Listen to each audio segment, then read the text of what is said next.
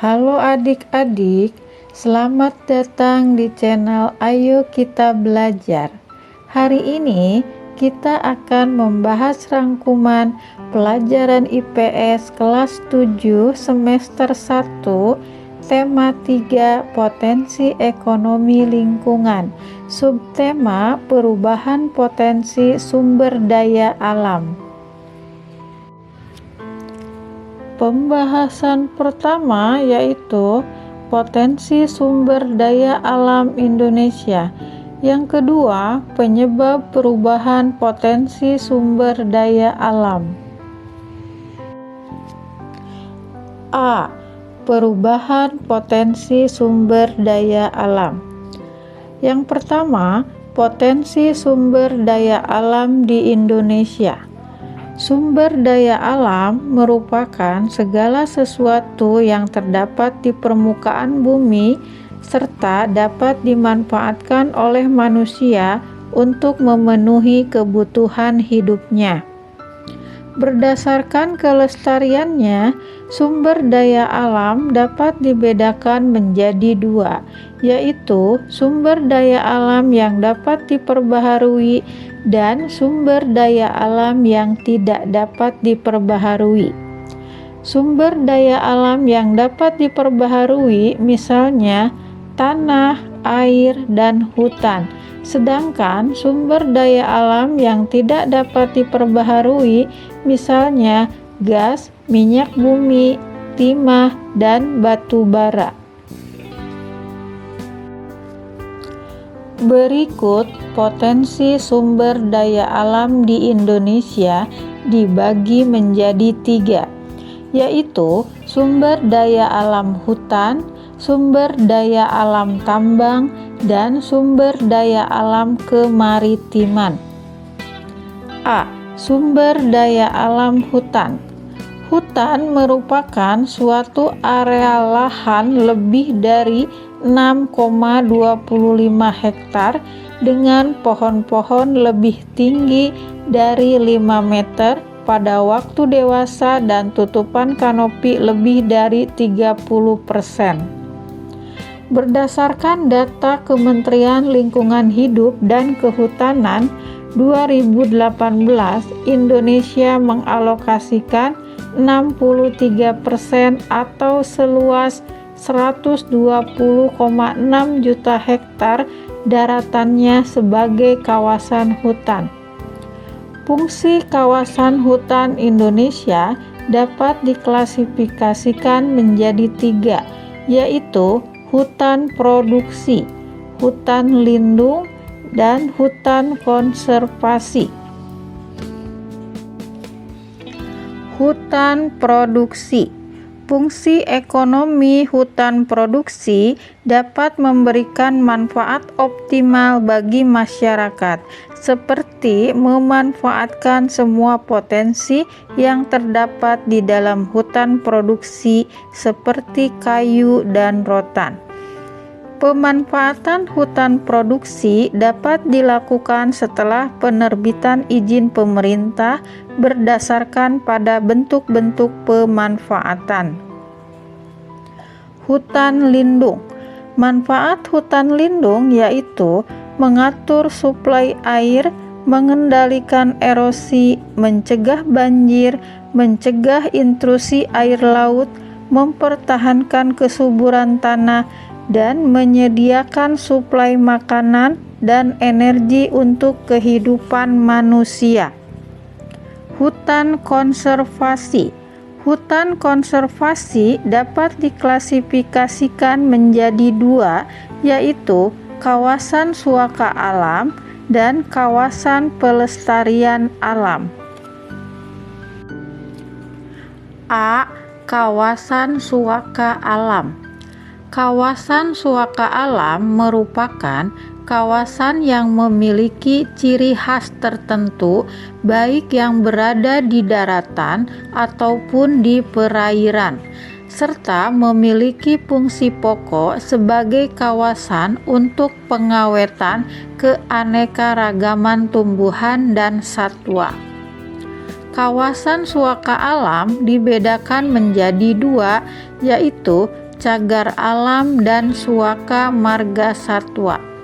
Cagar alam adalah kawasan suaka alam dengan ciri khas berupa tumbuhan, satwa, serta ekosistemnya yang perlu dilindungi sehingga kelangsungan hidupnya terjadi secara alami.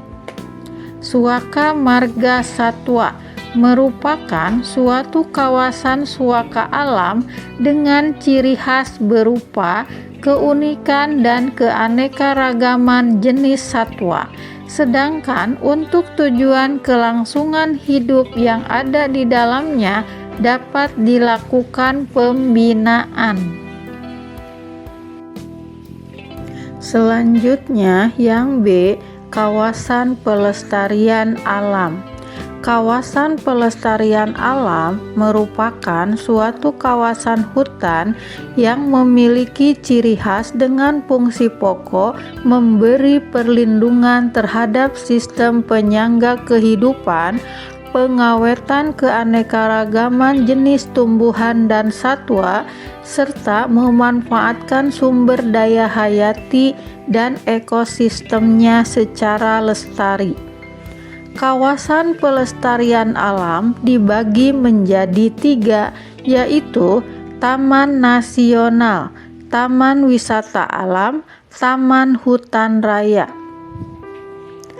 Taman Nasional adalah suatu kawasan dengan ekosistem asli dimanfaatkan untuk tujuan penelitian dan ilmu pengetahuan dengan pengelolaan sistem zonasi. Taman wisata alam merupakan kawasan pelestarian alam yang dimanfaatkan rekreasi dan pariwisata. Taman hutan raya atau Tahura merupakan kawasan yang dilestarikan dengan tujuan mengoleksi tumbuhan dan satwa untuk dimanfaatkan bagi ilmu pengetahuan, penelitian, pendidikan, budaya, pariwisata, serta rekreasi. Selanjutnya, sumber daya alam tambang. Pertambangan merupakan suatu kegiatan untuk mengambil endapan bahan galian yang bernilai ekonomis dan berharga dari dalam kulit bumi secara mekanis maupun manual pada permukaan bumi, di bawah permukaan bumi maupun di bawah air. Sedangkan barang tambang merupakan sumber daya alam yang berasal dari perut bumi. Di Indonesia, penggolongan barang tambang didasari oleh Undang-Undang Nomor 11 Tahun 1967 tentang pertambangan. Terdiri dari 3 golongan, yaitu golongan A, B, dan C. Bahan galian golongan A atau bahan galian strategis. Bahan galian atau tambang golongan A dikelola oleh pemerintah bekerja sama dengan pihak swasta serta penting untuk keamanan dan pertahanan negara. Contohnya yaitu minyak bumi dan gas. Bahan galian golongan B atau bahan galian vital. Bahan galian atau tambang golongan B digunakan untuk memenuhi hajat hidup orang banyak. Pengelolaannya dilakukan oleh masyarakat dan pihak swasta dengan mendapat izin dari pemerintah. Contohnya yaitu perak, emas, dan tembaga. Bahan galian golongan C atau bahan galian industri. Bahan galian atau tambang golongan C merupakan bahan tambang yang digunakan dalam kegiatan industri dan secara tidak langsung mempengaruhi hajat hidup masyarakat. Contohnya yaitu batu, pasir, dan batu kapur.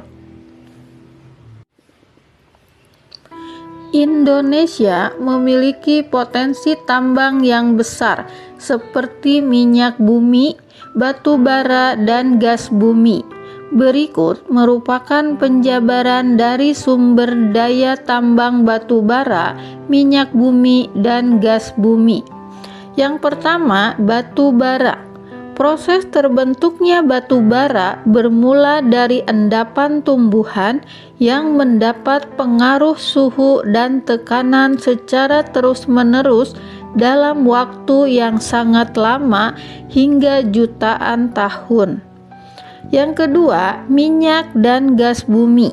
Minyak dan gas bumi terbentuk dari endapan tumbuhan dan hewan yang mati selama jutaan tahun. Tahap-tahap yang dilakukan dalam kegiatan pertambangan. Yang pertama, prospeksi, yaitu kegiatan penyelidikan dan pencarian untuk menemukan endapan bahan galian atau mineral berharga. Yang kedua, eksplorasi, yaitu kegiatan untuk mengetahui ukuran, bentuk, posisi, kadar rata-rata, dan besarnya cadangan dari endapan bahan galian atau mineral yang telah ditemukan. Yang ketiga, eksploitasi, yaitu kegiatan penambangan yang meliputi aktivitas pengambilan dan pengangkutan endapan bahan galian atau mineral berharga sampai ke tempat penimbunan dan pengolahan. Yang keempat, pengolahan, yaitu aktivitas untuk memurnikan atau meninggikan kadar bahan galian dengan jalan memisahkan mineral berharga dan yang tidak berharga. Selanjutnya, sumber daya alam kemaritiman. Berdasarkan laporan kinerja Kemenko Kemaritiman dan Investasi Republik Indonesia tahun 2018, Laut Indonesia menyimpan 37% spesies sumber daya hayati dunia, 17,95% terumbu karang dunia, 30% hutan bakau dan padang lamun. Berikut potensi sumber daya kelautan. Yang pertama, perikanan. Perikanan merupakan segala usaha penangkapan ikan serta pengolahan sampai pada pemasaran hasilnya.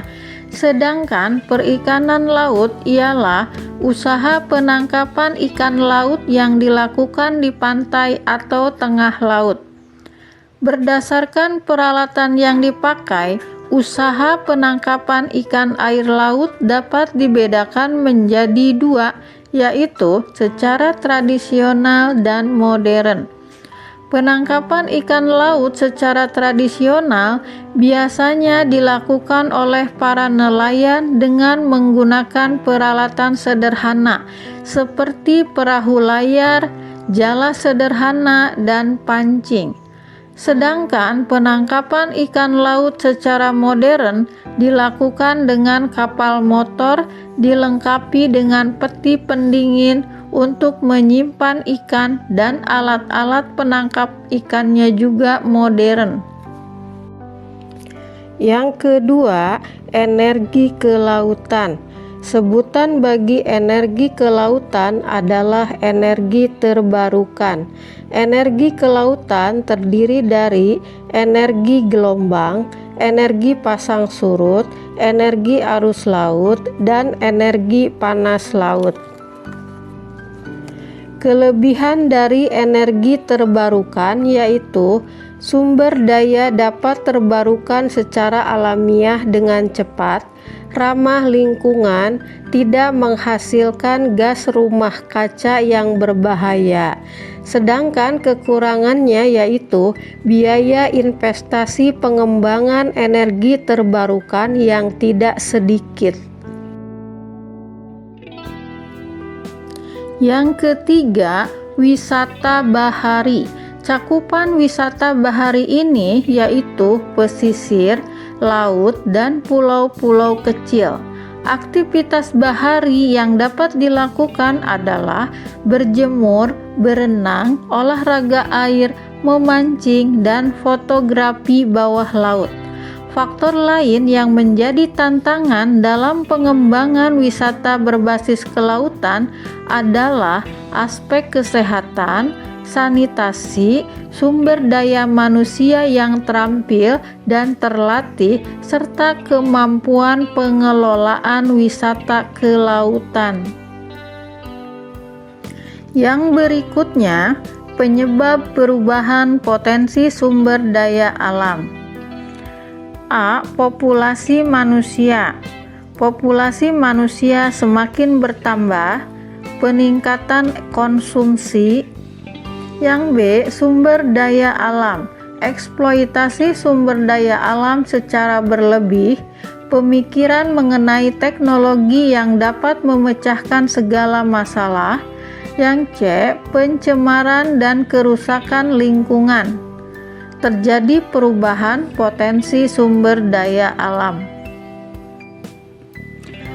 Populasi manusia yang semakin bertambah membuat konsumsi semakin bertambah. Hal ini dapat mempengaruhi tingkat eksploitasi terhadap sumber daya alam yang juga mengalami peningkatan dalam rangka memenuhi kebutuhan hidup. Eksploitasi sumber daya alam yang berlebih dengan menggunakan prinsip maksimalisasi dan mengabaikan pelestarian lingkungan dapat menyebabkan pencemaran dan kerusakan lingkungan. Dampaknya terjadi perubahan potensi sumber daya alam yang semakin mengalami penurunan. Oleh karena itu, dalam kegiatan pemanfaatan lingkungan harus memperhatikan kelestarian lingkungan agar dampak negatif dapat diminimalkan dan potensi sumber daya alam akan tetap lestari. Sekian dulu ya adik-adik. Wassalamualaikum warahmatullahi wabarakatuh.